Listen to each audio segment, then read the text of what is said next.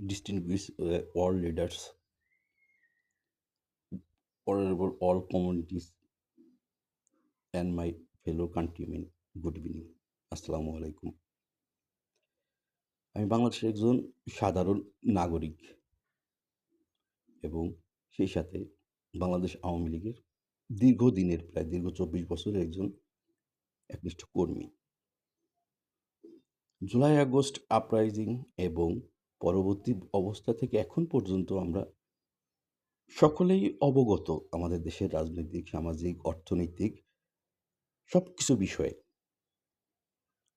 জুলাই আগস্টের পরবর্তীতে প্রথম আমি সরকারের কাছে আবেদন জানাই যে হতাহত, আহত, নিহতদের সংখ্যা আমি নিজ দায়িত্বে করার জন্য বা আমি নিজে উদ্যোগ নিই স্বেচ্ছাসেবী হিসেবে। আমার আগে প্রথমে কেউই কোনো সরকার এবং কোনো এনজিও বা কোনো সংস্থা এই উদ্যোগটা নেয়নি। দেন আমি প্রকাশ করি। পরবর্তীতে সরকার সেটা স্টেপ নেন।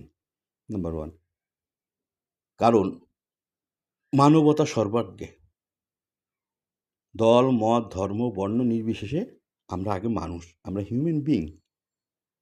এই দৃষ্টিভঙ্গিতে আমি এই উদ্যোগটা নিয়েছিলাম।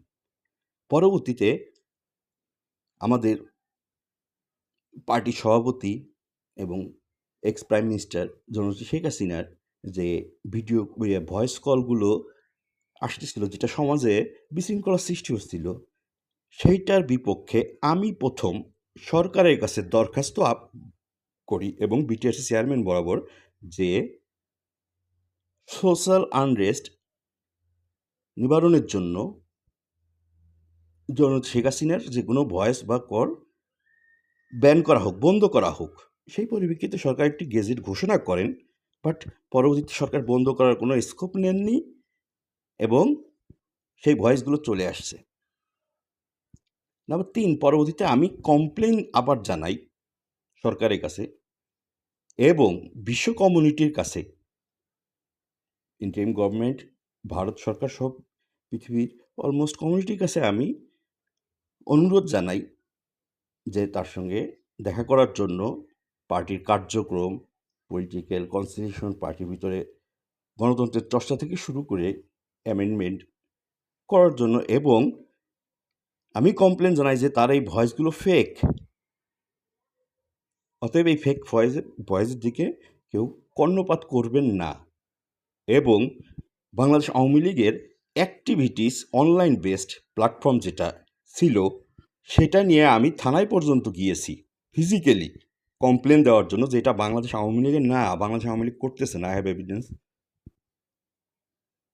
এমত অবস্থায় বাংলাদেশ আওয়ামী লীগকে এবং বাংলাদেশ আওয়ামী লীগের সকল সহযোগী সংগঠনকে সরকার ব্যান করলেন। কিন্তু একটা বিষয় সেটা হচ্ছে যে ফাঁসি বর্তমানে মানে penalty of death penalty world's human rights এটা অ্যাকসেপ্ট করে না বা তারা এটাকে গ্রহণযোগ্য শাস্তি হিসেবে দেখেন না। তারপর আমাদের দেশে এই কার্যক্রমটা চালু থাকার যেহেতু আছে, একজন ফাঁসির আসামিকেও আত্মপক্ষ সমর্থনের একটা সুযোগ দেওয়া হয়। বাট একটা দল বস্তুগত আর একটা মানুষ এক না। মানুষের ভুল হবে, দলের ভুল কিভাবে হবে? দল তো কাগজ কলমে। হ্যাঁ, আইন আইন আমরাই বানাই আমাদের প্রয়োজনে এবং আমরা আইন সংশোধন করি, পরিবর্তন করি, পরিবর্ধন করি, পরিমার্জন করি আমাদের প্রয়োজনে। আওয়ামী লীগের ভিতর গত 15 বছরে 5ই আগস্টের পরে বাংলাদেশের সকল রাজনৈতিক দলসহ সকল ইন্টালেকচুয়াল, সকল থিঙ্ক ট্যাঙ্কের কাছে আমি লিখিতভাবে একটা সার্ভে পাঠিয়েছি, একটা দরখাস্ত পাঠিয়েছি এবং সেই সাথে আন্তর্জাতিক সকল সংস্থার কাছে সেই সার্ভেটা পাঠিয়েছি। 2টা মাত্র প্রশ্ন ছিল যে গত 15 বছরে বাংলাদেশ আওয়ামী লীগের কী কী ভুল ছিল গণতন্ত্র এবং মানবাধিকার লঙ্ঘন সহ যেসব কমপ্লেন, অনুগ্রহ করে এই কমপ্লেনগুলো যদি একটু বলতেন আমার রিসার্চের ব্যক্তিগত, আমি ওপেন রিসার্চের সেই কাজে লাগতো। সেখান থেকে একটা জিনিস সারমর্ম উঠে এসেছে, সেটা হচ্ছে যে 5ই আগস্টের পূর্ববর্তী অবস্থায় কেউ ফেরত যেতে চান না। আর এই কারণটা হিসেবে ফাইন্ড আউট করা হয়েছে সকল পৃথিবীর এবং বাংলাদেশের যত ইন্টালেকচুয়াল যে গত 15 বছরের দল পরিচালনায় সরকারের সাথে, হ্যাঁ আওয়ামী সরকার, বাট সরকারের সাথে দলের সমন্বয়হীনতা। তাহলে একটা দল বন্ধ করে দেওয়া হইল, কিন্তু কার্যক্রমগুলো করা হয়েছে কিন্তু সরকার থেকে, দল থেকে না। তাহলে তো আত্মপক্ষ সমর্থনে যদি সুযোগ দেওয়া হতো বা বলা হতো যে আওয়ামী লীগের পক্ষে, যেহেতু আন্তর্জাতিক অপরাধ ট্রাইব্যুনালে এটা ব্যান করা হয়েছে, আওয়ামী লীগের পক্ষ থেকে যদি আত্মপক্ষ সমর্থনের সুযোগ দেওয়া হতো, তাহলে আমি অন্তত আমার মানবাধিকার এবং একজন কর্মী হিসেবে আমি উপস্থাপন করতে পারতাম। কিন্তু সেই সুযোগটা আমাদের দেওয়া হয়নি। তো আমি ইনশাল্লাহ পজিটিভলি বাংলাদেশ আওয়ামী লীগের গাঠনিক কার্যক্রম, রিকনসিলিয়েশন বা আপডেট, অ্যামেন্ডমেন্ট এবং গণতান্ত্রিক চর্চা দলের ভিতরে হিউম্যান রাইটস সব কিছুর জন্য আমি আপডেটের অনেক দিন যাবৎ 10 বছর যাবৎ স্টাডি করে আসছি। এটা আমাদের দলের সভানেত্রী জানেন। তথাপি আজ আমি দুঃখ ভারাক্রান্ত পণ নিয়ে আপনাদের সামনে হাজির হয়েছি যে দল কিন্তু আর সরকার এক না। একটি দল সরকার পরিচালনা করে, এটা এক্স্যাক্ট স্পষ্ট আমার কাছে অল কমিউনিটি জানিয়েছেন বা আমার সার্ভে রিপোর্টে আসছে যে সরকারের সাথে দলের সমন্বয়হীনতা, সেখানে দলটাকে টোটালি বন্ধ করা হলো। তাহলে এই যে এই দলের যদি একজন ব্যক্তিও যদি নিরাপরাধ বা কোনো বেআইনি কার্যক্রমের সাথে জড়িত যদি না থাকেন, তাহলে কি তার অধিকার ক্ষুণ্ণ করা হয়নি? বা একবার কি আত্মপক্ষ সমর্থনের সুযোগ দেওয়া উচিত ছিল না? সরি বলা আমি বলেছি একবার না, একাধিকবার বলেছি, আমার অজস্র প্রমাণ আছে ওয়ার্ল্ড ওয়াইড থেকে শুরু করে বাংলাদেশে।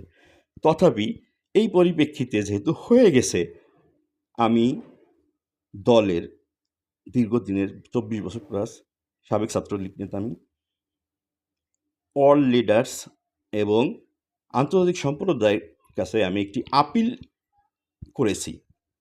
বিশেষ করে আন্তর্জাতিক সম্প্রদায়ের ভিতরে রয়েছেন যেমন United Nations High Commissioner for Human Rights, OHCHR, European Union, Organization of American States, African Union, International Criminal Court ICC, Human Rights Watch, Amnesty International, International Federation for Human Rights FIDS, International Institute for Democracy and Electoral Assistance IDEA। তো আমি এই organisation সহ সকল all leaders, বিশেষ করে ইউএসএর সম্মানিত mister president Donald Trump, রাশিয়ার president Vladimir Putin, চায়নার president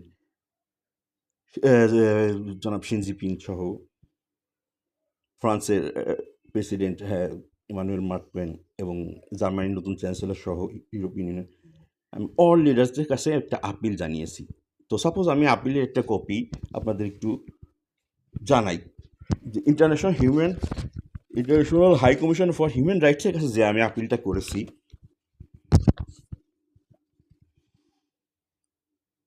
urgent appeal to the United Nations High Commissioner for Human Rights regarding the ban on Awami League activities in Bangladesh.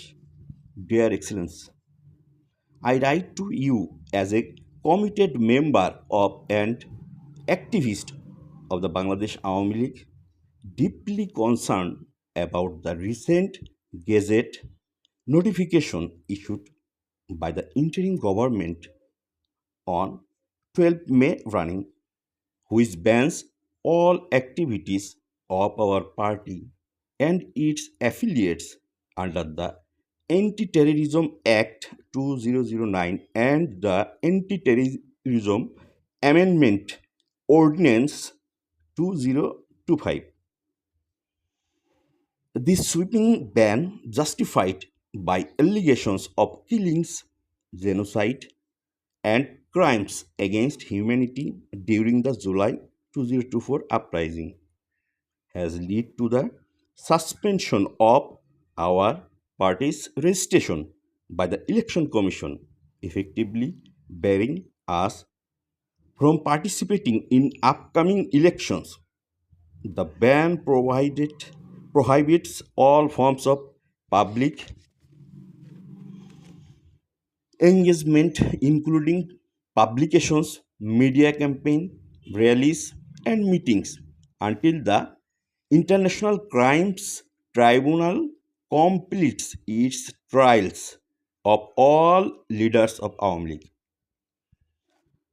While the government cites national security concerns and references local and international reports, this action raises serious questions about the protection of fundamental political rights, freedom of association, and expression in Bangladesh. The ban follows widespread public protest but also risk undermining democratic process and political polar- polarization in our country. We respectfully urge the United Nations High Commissioner for Human Rights to number one, closely monitor the situation to ensure that the rights of political parties and their members are respected in accordance with international human rights standards. Number two, advocate for transparency and fairness in the ongoing trials at the International Crimes Tribunal. Number three, encourage the interim government to uphold democratic principles, including the right to potential participation and freedom of expression. Number four, facilitate dialogue among all political stakeholders to foster national reconciliation and political stability.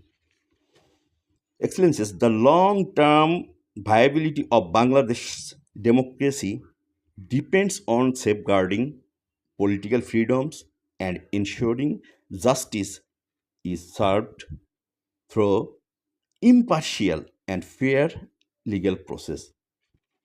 We place our faith in the international community's support to uphold human rights and democratic values during this critical period.